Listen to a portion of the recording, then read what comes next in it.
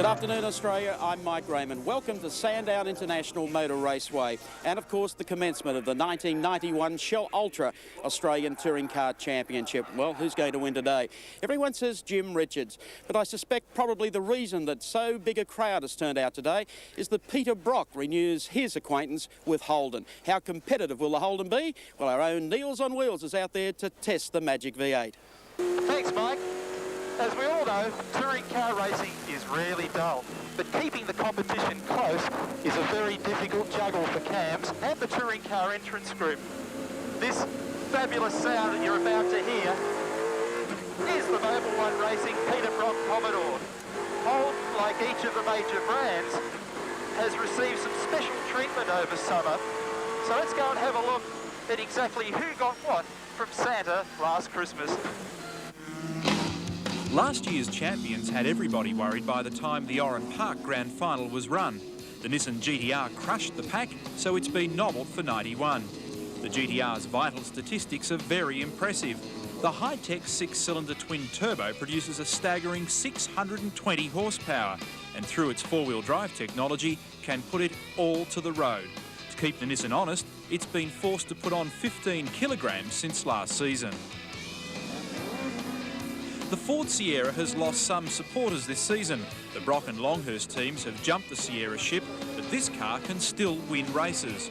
To address the imbalance between the Sierra and the rest last year, the potent little Ford carried an extra 85 kilos. This season, the weight penalty has been removed. In addition, the car can use a 6-speed gearbox, and with more than 500 horsepower and at just 1,100 kilograms, Ford fans can still look forward to some top results. In the sprint races last year, the ageing VL Holden Commodore didn't make the grade, but in each of the Enduros, the big V8 made its presence felt. For 91, the Holden makes a competitive comeback. The new shape of the VN penetrates the air better than the last car, and the numbers look much better. The new inlet manifold freedoms mean more power, and the once bulky Commodore has slimmed down 75 kilograms to 1,250. Later in the year, around June, a 6-speed gearbox will also be available to Commodore runners. Cast your mind back to 1987, and the car to beat was the JPS BMW M3. The nimble, fuel-injected BM was a giant killer. More recently, the car in an Evolution form is still winning races overseas, and this season we'll quickly learn the M3 is back in a big way. Using the German rules as a base, the BMW now has more capacity and power, less weight and more rubber. This prompted the return of the factory-backed cars, and on certain tracks, these cars will be hard to beat. It all boils down to different winners at different tracks. The Nissan has great power and traction, but it's heavy.